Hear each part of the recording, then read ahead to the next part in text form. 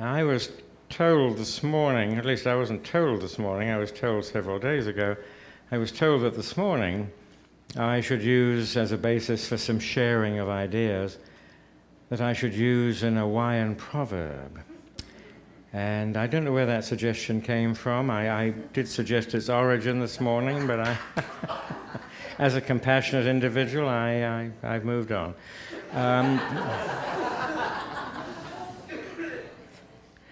But I had this wonderful book of Hawaiian poems given me, and there was one that particularly intrigued me, and it's on the front of your order of service this morning. Put forward the paddle and draw it back. Obviously, this is the kind of proverb that a seafaring people might adopt. And one has the idea of the paddle going in and being drawn back and the canoe going forward. And it's a very interesting proverb, because one finds very similar proverbs in other religions. There are quite a few, as a matter of fact, that are quite analogous. One would expect them, of course, in some kind of seafaring community, and that particular proverb is found elsewhere in the Polynesian world.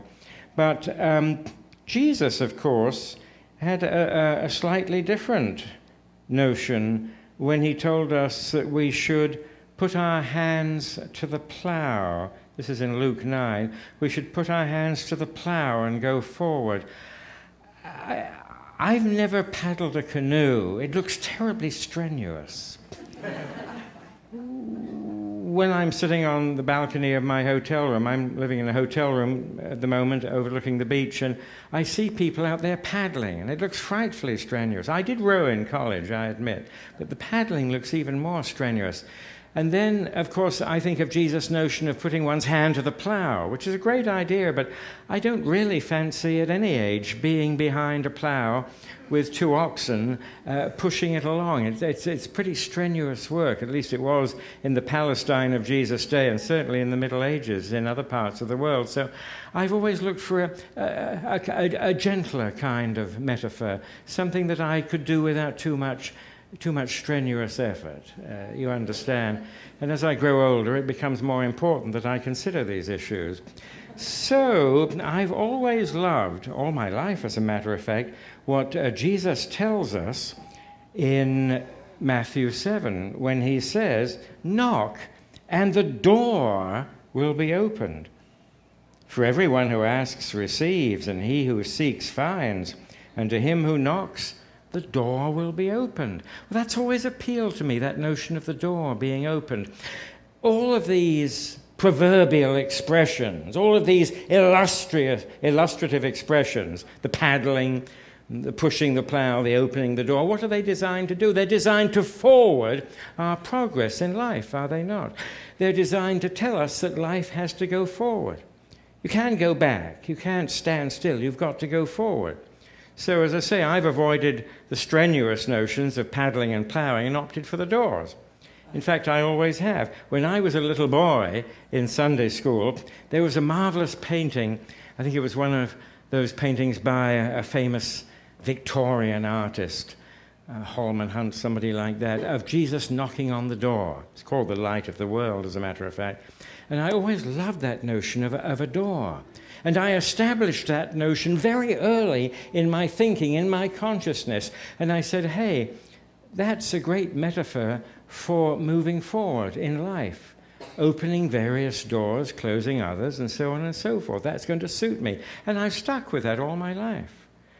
My mother used to say to me when I was a willful teenager, and when I used to get discouraged, she used to say, "Nicholas, go forward." And being a very irritating teenager, and quite rude, of course, I used to say, "Well, don't be stupid, Mother. Everyone has to go forward." And she said, "Yes, that's what I just told you." We can't go back. We can't stand pat. We have to go forward. Spirit demands that we go forward. The spirit of adventure, of creativity, the spirit of life itself moves us forward. Now, we can argue about the universe and about eternity, where time and so forth may not exist. But for our experience, wherever we are, obviously, there's a movement from A to Z. There's time involved, and we have to be aware of a sense of progression as we move forward in life. We don't want to be stuck. We want to move forward if we want to learn and to grow. And spiritual awareness demands of us that transformative experience. So very early on, as I say, I adopted the door, not the paddle, great idea, not the plow, but the door. Now, I also realized that doors can be closed, that doors can be passed by, as well as opened. So I've come up in my thinking with these three propositions. There are some doors that I need to close on certain experiences. And to me, this has become a form of forgiveness. I have closed the doors in consciousness, and perhaps almost literally in my thinking, on many experiences that were for me damaging or potentially damaging. I didn't need them, and the best way I can think of getting them out of my consciousness, out of my world, out of my life, is to close the door decisively on those experiences. I was brought up in a very large Victorian house with 15-foot ceilings and big oak doors. I mean, away with these namby-pamby sort of pressed cardboard doors. You can't really close those decisively. They're silly. I want an oak door, because when I slam it, I want to hear the bang. So I've decisively closed it. So that's because I was brought up in a house with big oak doors. So I've learned to close doors on certain experiences. And, I've, over the time that I've done this, come to conclude that this is a necessary operation in terms of forgiveness. You know how strong we are in unity about forgiving people who have wronged us in the past. Because we see very clearly that if we continue to concentrate on that wrong, we give it a power, we give it an influence beyond every original intention. It becomes powerful in our lives when it ought not to be so.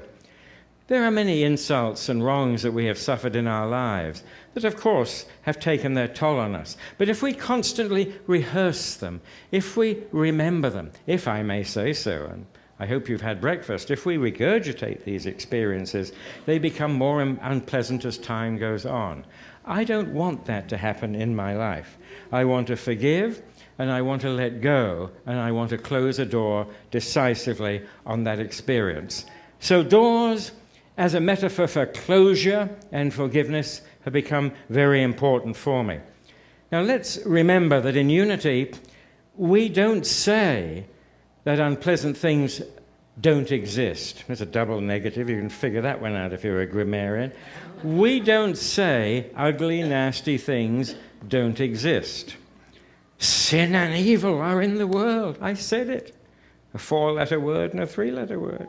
Sin and evil are in the world. The Fillmore said this. But, what they said too was that these ugly phenomena have no necessary power over us. And the kicker word there is necessary. They have no necessary power over us. We give these negative issues in our lives power when we rehearse and recite them constantly, when, dare I say it, we sometimes regurgitate them, because we have such a thing called righteous indignation. And we are going to exercise that prerogative at every possible opportunity. Well, I don't want righteous indignation, thank you very much. I want to be able to release and let go of what it is that hurts me, and I want to, if necessary and if possible, to forgive those whom I believe may have caused that hurt. And one of the ways that I can do that most effectively is by closing a door. I told the story earlier on this morning of how I did this rather decisively on one occasion. My wife and I were traveling from London to Montreal on a very small boat. This was before the fall of communism in the East, and it was a Polish boat called the Stefan Battery, a very tiny boat. and she sailed all the way from London to Montreal, and we took a passage on her. And this was the kind of boat where passengers were allotted cabins, not staterooms.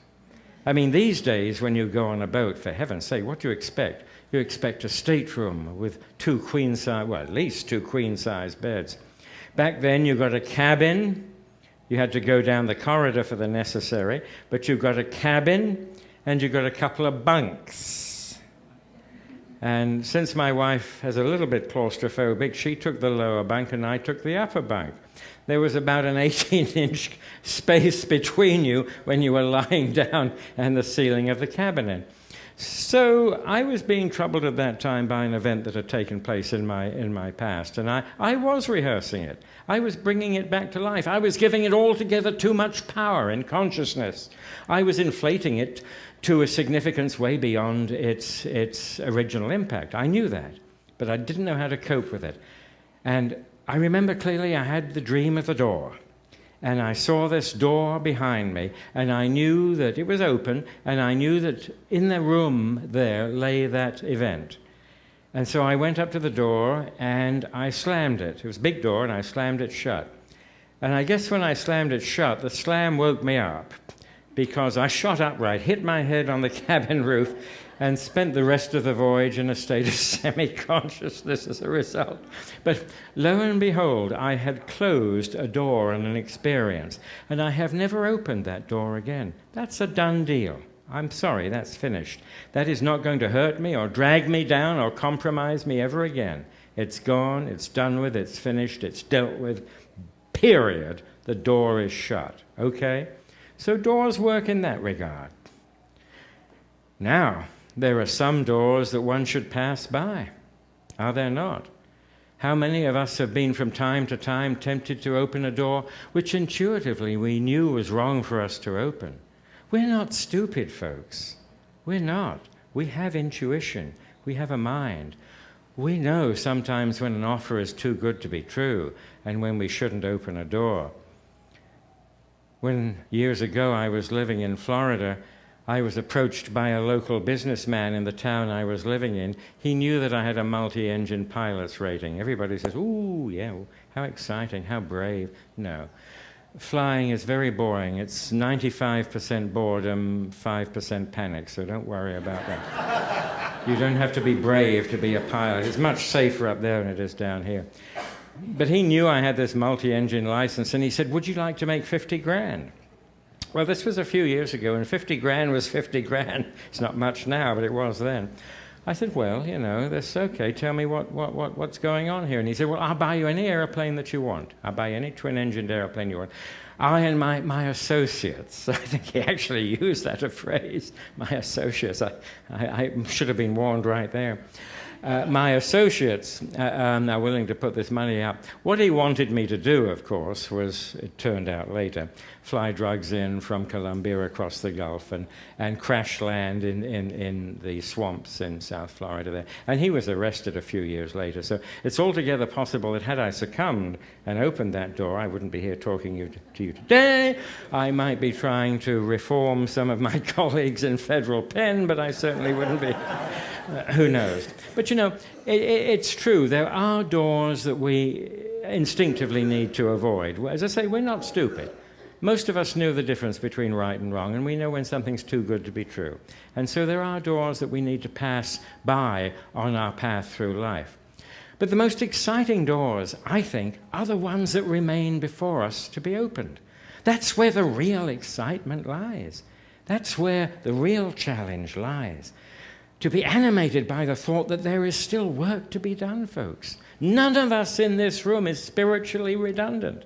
You don't have to quit or give up. There's work that only you can do.